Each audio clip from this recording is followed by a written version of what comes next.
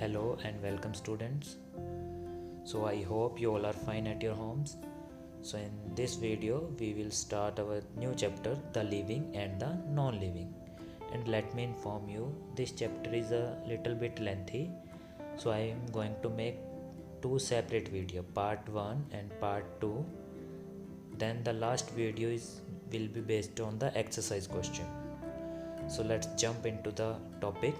We have the living and the non-living. So in this chapter we will learn about some features on the basis of which we will characterize the living things and the non-living things. So before differentiating, we will learn how they are common. So the living as well as the non-living are made up of matter. This is the common thing, that all living and the non-living are made up of matter. What is matter? Anything made up of matter has mass and occupies space. This is the very basic definition of matter. Anything that has mass and occupies space is called matter. So everything around us, whether living and non-living, has mass and occupies space, means this is the common thing between living and non-living. They all are made up of matter. The smallest particle of matter are molecules. So what are molecules? The smallest particle from which matter is made up of. These particles constitute living beings and non-living things. But that is where the similarity between the living and non-livings end. So only this is the similarity, that they are made up of matter. Now the word came cell. What is cell? This is the most basic unit or structural unit of an organism. Every living organism starts from a cell, which divide and redivide to give a rise to the organism. Means cell. Now we are going to study what features which make a living being different from non-living things. Okay, so first of all we have living beings are made up of cell.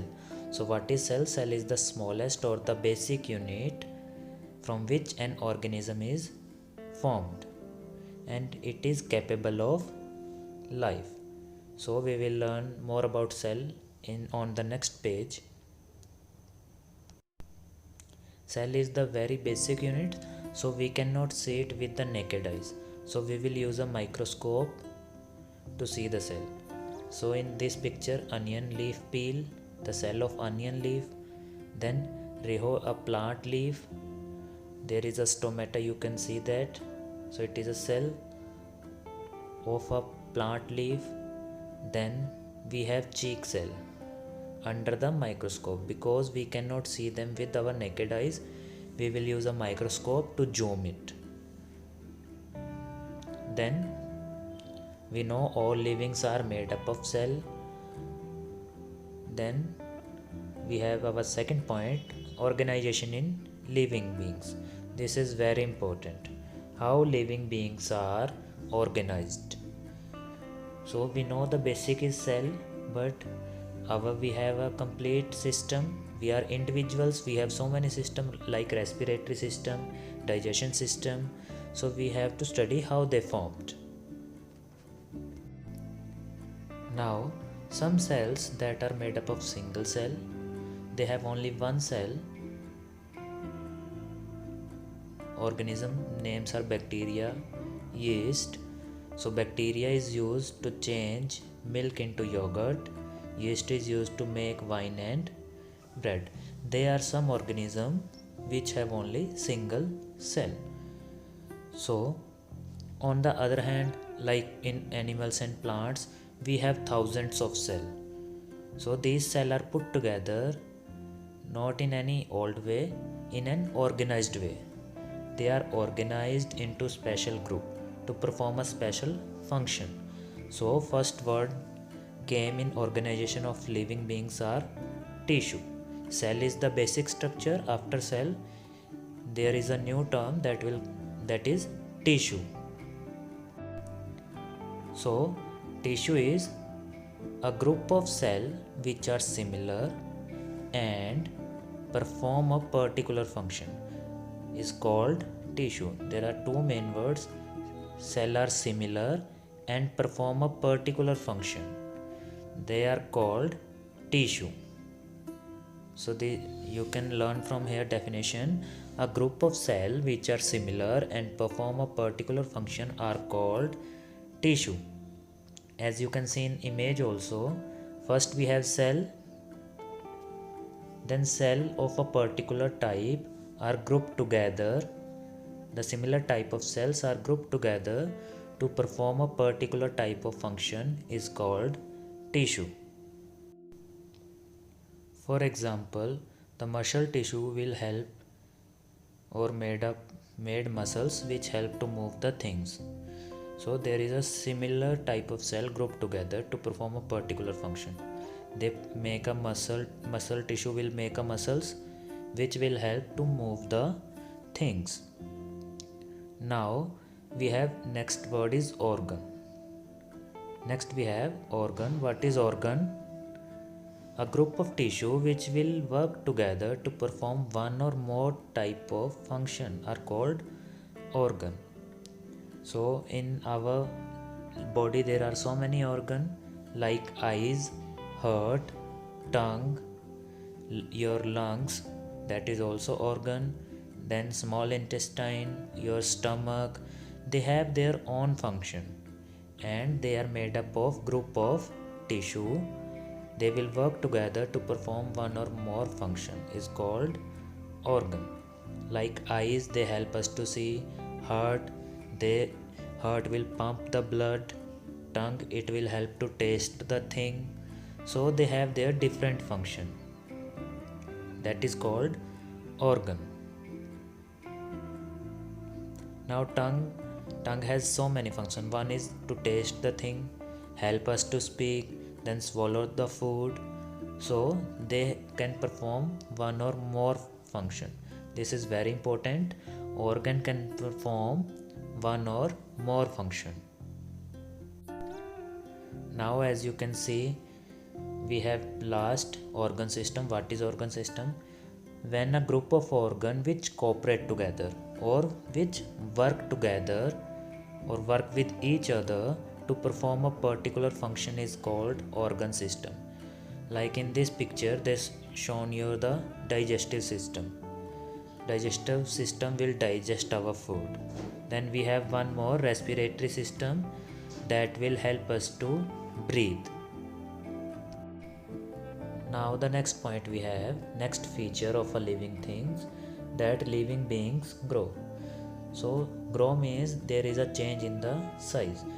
For animals, we grow to the adult size. This is main point for animals. And humans, we will grow to the adult size, then our growing stop. But in case of plant will grow from their starting to the cutting. Means they start as a tiny seedling and then keep growing. There is no stop on their growing. But in animals and humans, we will grow to the adult size only. Then our growing stop. Now non-living things also grow. But what is the difference between that living and non-living growth? That the non-living things, from here you can see, in non-living things growth occur from outside. Means one layer, then second layer, then third layer, they will grow from outside.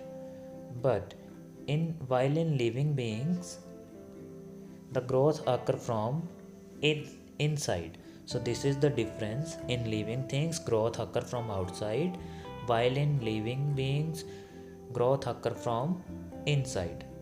Again, in non-living things, growth from outside. In living beings, growth from inside. Now the next feature we have, that living beings follow a life cycle. What is life cycle? We all start from a single cell, then we will take birth. First of all, what is life cycle? All organisms follow a life cycle of birth, growth, reproduction, aging, and death. Then what is lifespan? Lifespan is the time we spend between birth and death is called the lifespan. These two definitions are very important. What are life cycle of a living beings? Cycle of birth, growth, reproduction, aging, and death. And what is lifespan? The time between birth and death is called lifespan. In some animals, direct baby will born, but in some animals, first they will lay a egg, and inside the egg the cell will redivide or reproduce to make a baby. Then the baby will hatch the egg and take birth. Now we have this table. In this table they give the lifespan of some organism. Of man, you have to remember that humans have 60 to 100 years of lifespan. Now the next feature we have, living beings reproduce. What is reproduce means? To produce their own kind. What is reproduce means? To produce their own kind. So it is also very important for the life cycle of an living organism. Now, the reproduction or reproduce is the essential part of life cycle because it will help of a living organism to take birth. So most of the plant they reproduce or they produce their own kind with the help of their seeds, but in some plants they use their roots, stem and leaf to give rise to a new plant. New plant means a new life will start. In animals they produce young ones which are like small copies of themselves, like man, cat, dog, horses, cow. They direct give birth to their small copies. But in some, like insects, frog, lizard, birds, they reproduce or they give birth to their copies by laying eggs. As you can see in this image, the example of plants are given. In potatoes, root will grow into new plants, root are reproduce. In onion, the stem will reproduce. The white portion is the roots and this middle part is the stem. So in onion, stem will reproduce or give birth to a new plant. Then in bryophyllum, the leaves will grow as a new plant. So these are the examples that how plant reproduce. And in animals, some give birth to their similar copies, young ones, and in some animals they lay eggs, and inside the eggs the cell will redivide or reproduce until the baby break out the eggshell. So in this video we will cover up to this topic.